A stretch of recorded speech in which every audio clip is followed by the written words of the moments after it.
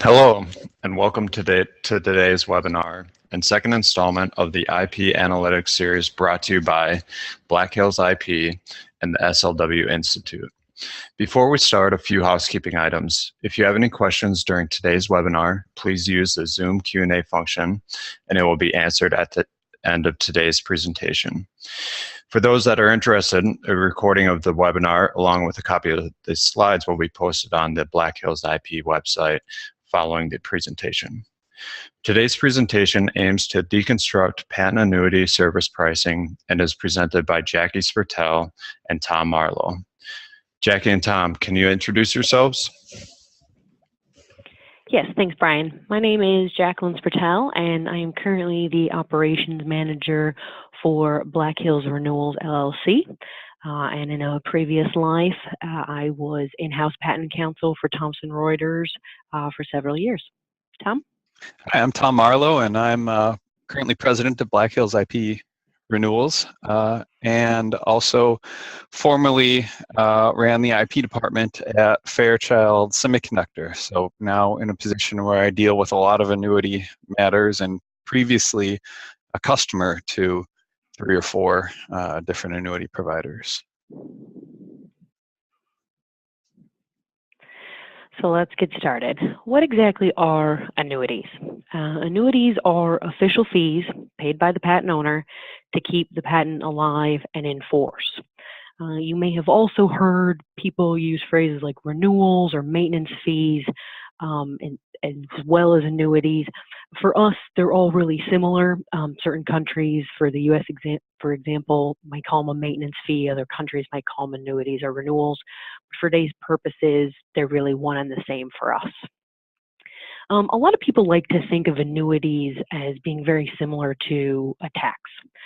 You've gone through the gauntlet of getting an issued patent, or you're going through the gauntlet to get an issued patent, and these are just kind of additional fees or taxes to keep things alive and well.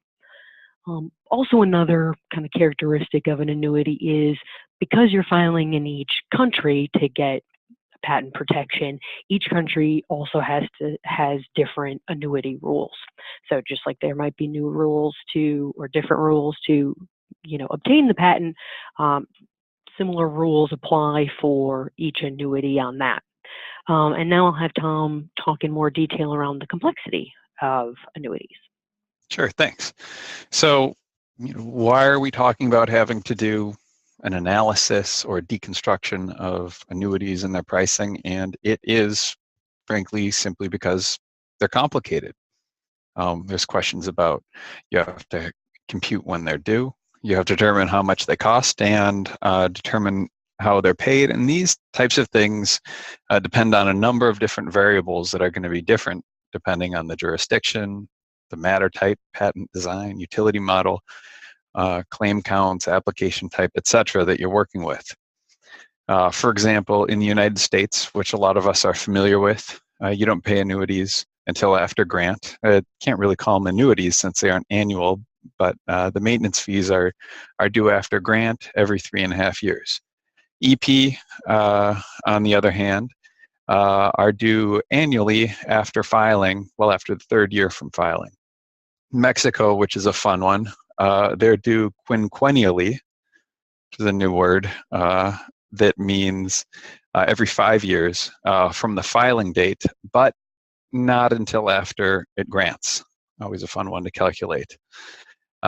Japan is interesting too, because they're due after grant, but the key is in paying attention to the grant date that the annuity date is calculated from, as opposed to in the US, where the issue date and the date that the issued patent publishes, where they're the same thing. In Japan, the grant publication date and the grant date are different.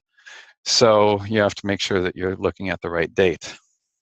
When you're looking at how much annuities cost, again, more variables can come into play.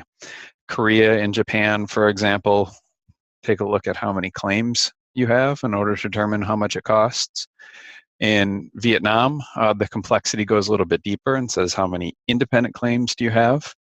And then you have countries like New Zealand or others where there have been recent law changes, and the amount or when you pay might depend actually on the filing year or the request for examination year of your application.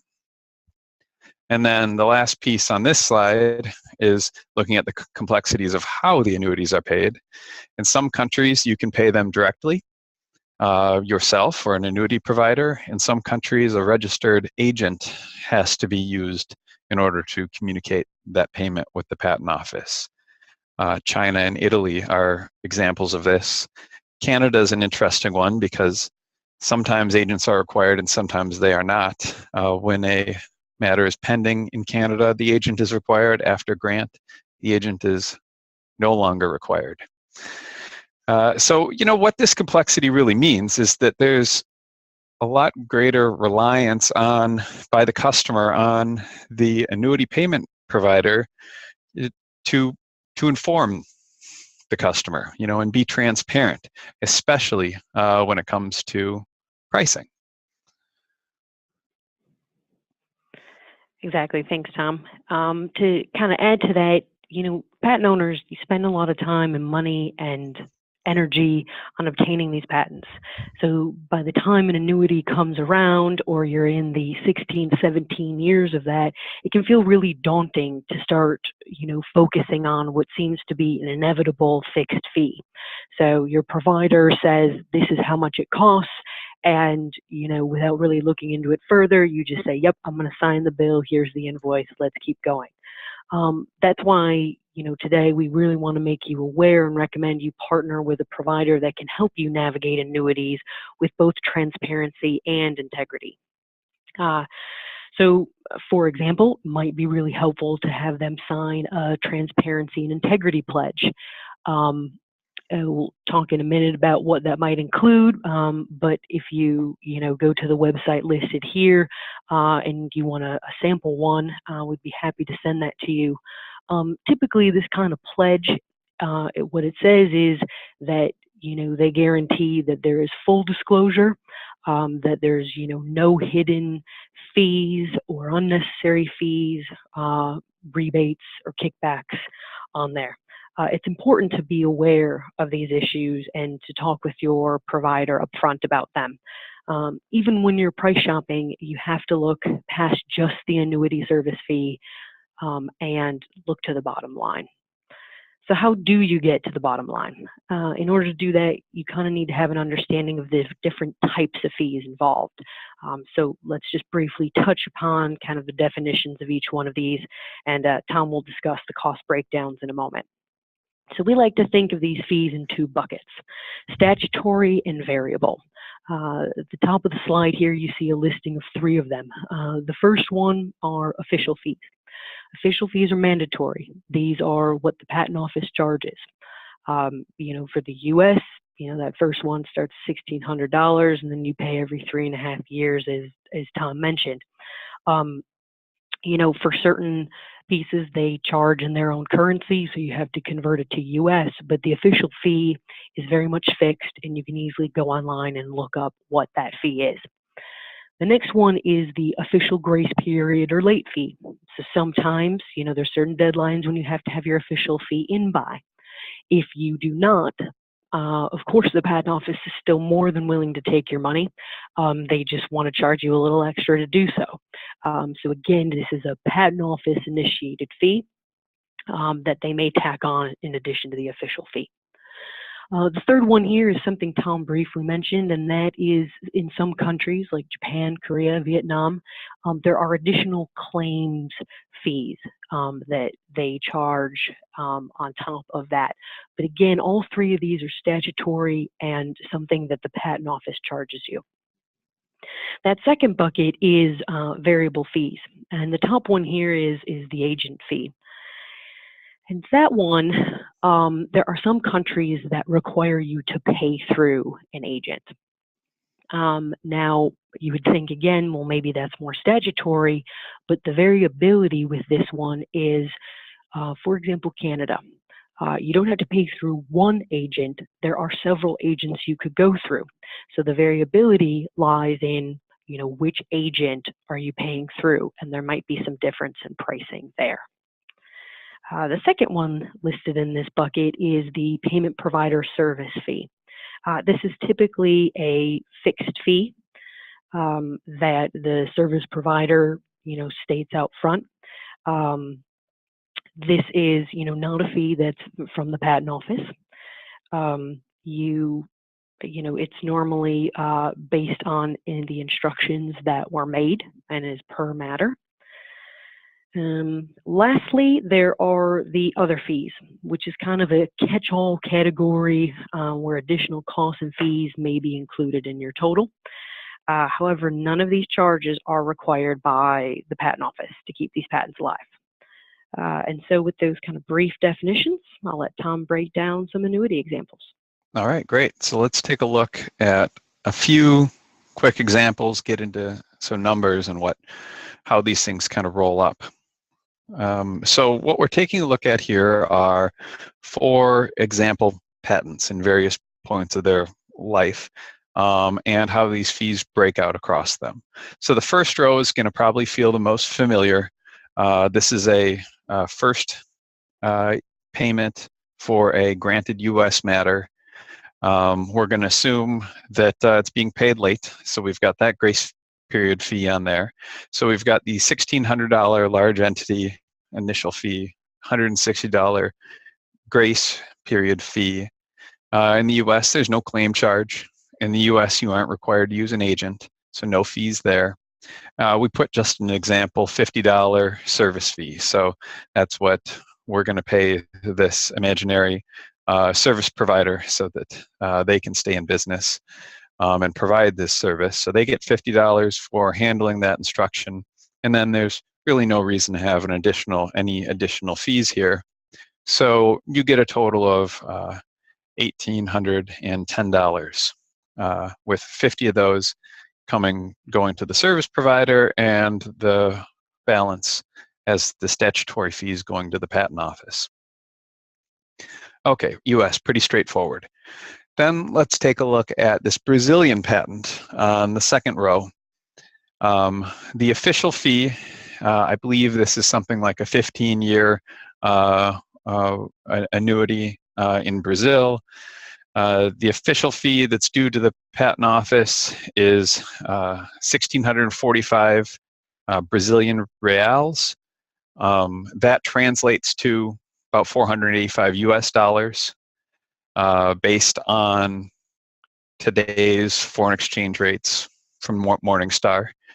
If we take a look at the grace period fee, so let's say the applicant here took their time in making the decision, went into grace, that's another 823 reals, $243. And then we have in Brazil, we need to use an agent. Costs $150 because we have to use a registered patent attorney there. And then the service fee for the annuity service provider, and we get a total for paying that annuity of $928 reasonably. Germany breaks down again, 1940 euros for the official fee, which translates to about 2,061 US dollars with today's dollar to euro exchange rate.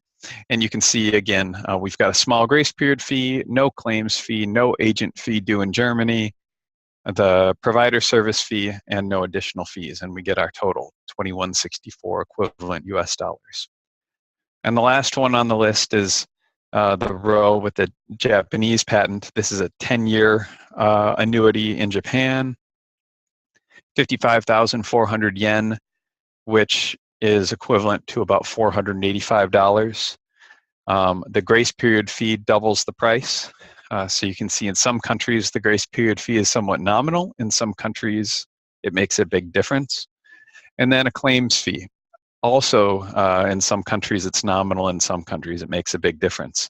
So here, we're assuming about 10 claims. If you had more claims, like 20, like an average US case, this fee would double from the claims perspective. And then we have an agent fee reasonably around 7,000 yen. Again, these things can be negotiable and will differ from service provider to service provider.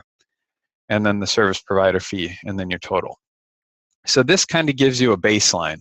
Okay, what should we be expecting? So then if we take it from here and compare this to some example rates that we've seen, we can see where some additional fees and service provider revenue might come into play. So first thing you'll note is that we left the US line pretty much untouched. Usually there's not a whole lot of playing around with those numbers because they're usually fairly easy to calculate. There's only 3 of them, and there's just not a lot of room to play. When we start talking about some of the foreign countries that get charged every year, they change a lot. You start adding in foreign exchange rates. It gets easier to add some additional fees into the mix, and you'll see the headers, which were generally blue and orange and green, now all have a piece of green in them because there's potential for the annuity service provider to take a piece out of each one of these columns at this point. So let's take a quick look at the official fees in Brazil and Germany and Japan.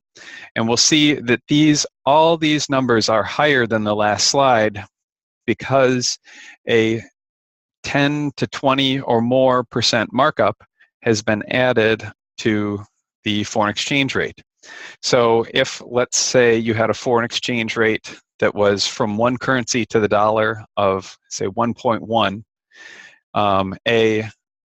a foreign exchange rate markup of, say, 16% on that might get you a completely different price. Well, a marked up price, really.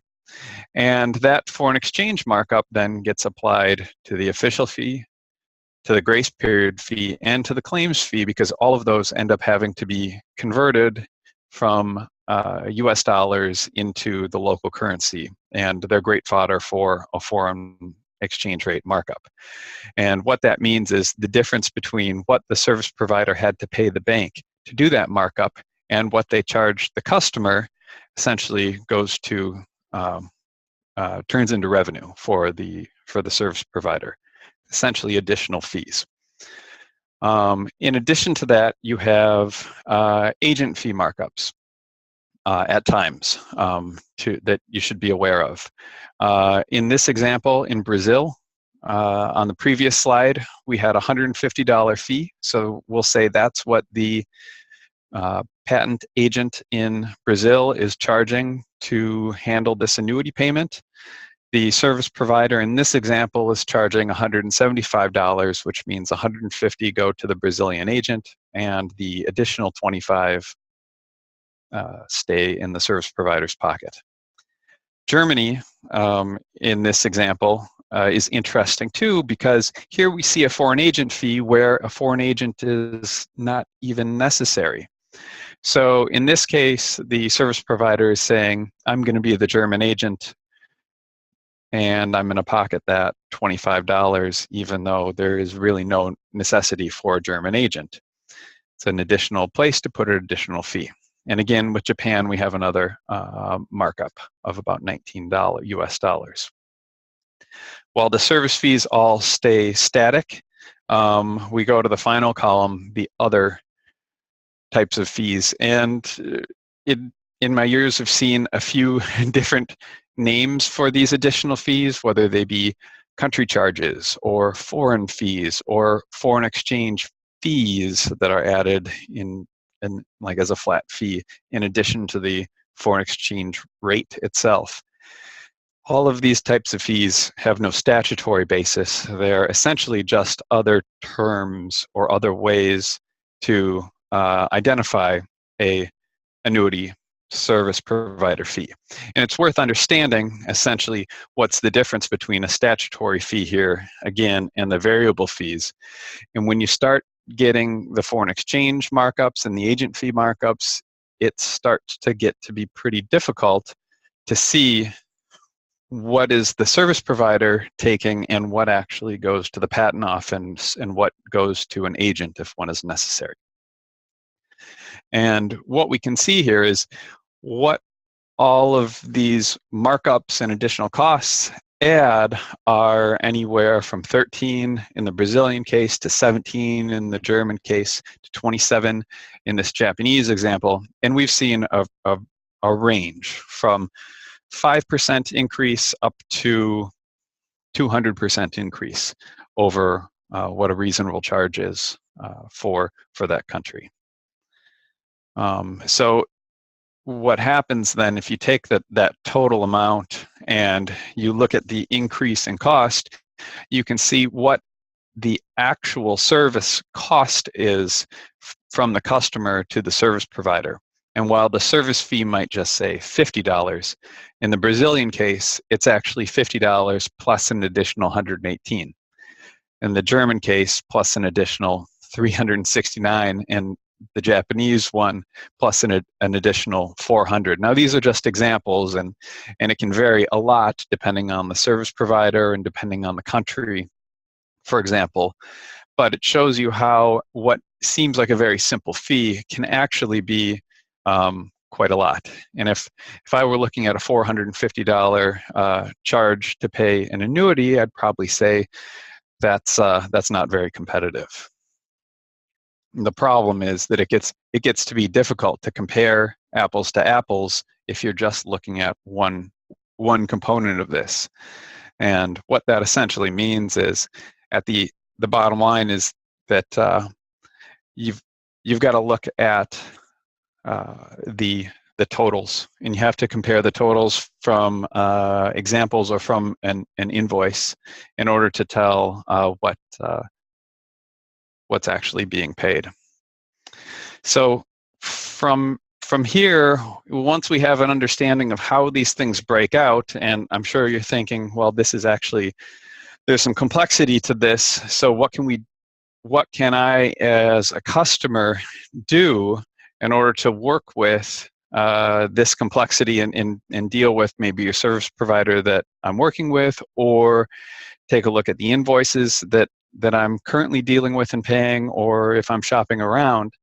And so we've put together a few simple tips that will help that'll help in that analysis. And the first one is to ask for a list of countries that have agent fees and the amounts of those agent fees. So you get an idea of where an annuity provider is going to charge you an agent fee and how much. And then once you get that, you can dig into, are each of these required by statute? Do each of these countries require you by statute to use an agent?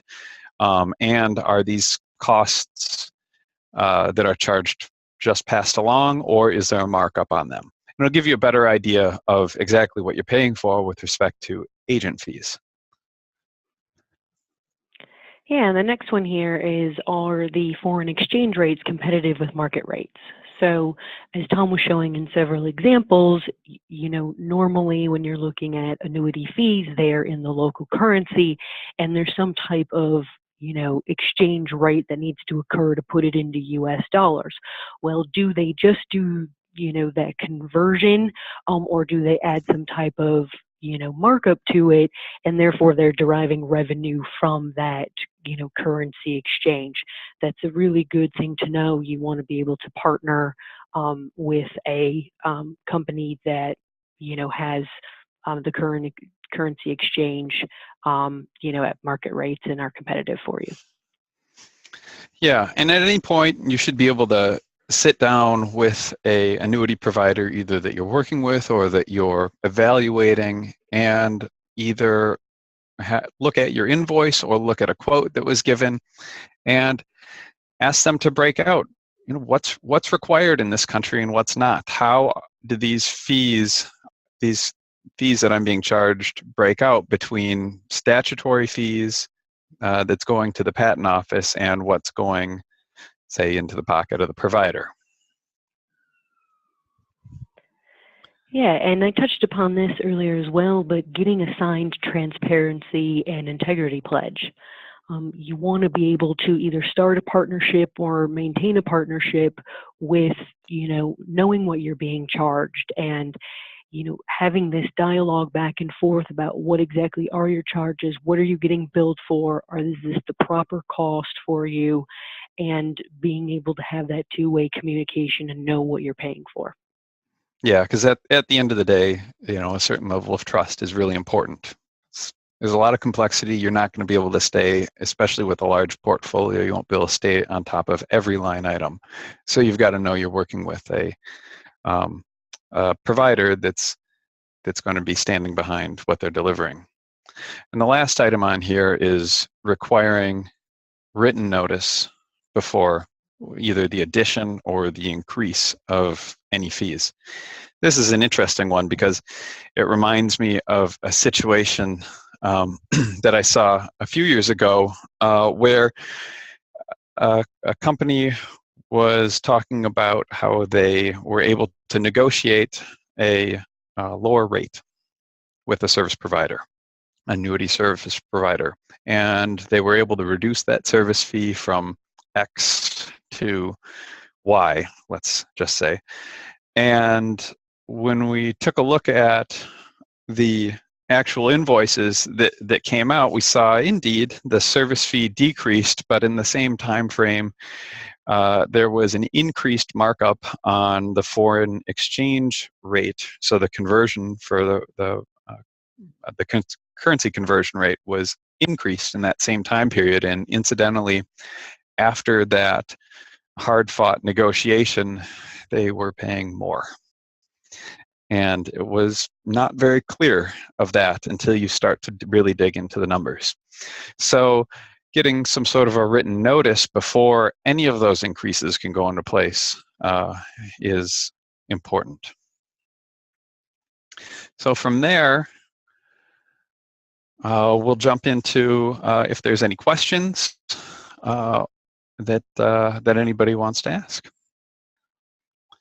So that will be the end of today's webinar, and I want to make everyone aware of the next upcoming Analytics Excellence webinar series, which will be January 18th after the new year, 2017, entitled Patent Value Analytics, Algorithms and Applications.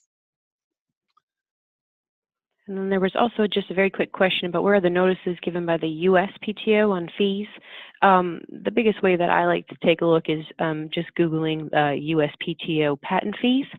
And they normally have a listing, and we'll post all the fees at that point as well. Excellent. I think that's it for today. Thank you guys very much. All right. Yeah, thanks everybody. Have a wonderful day.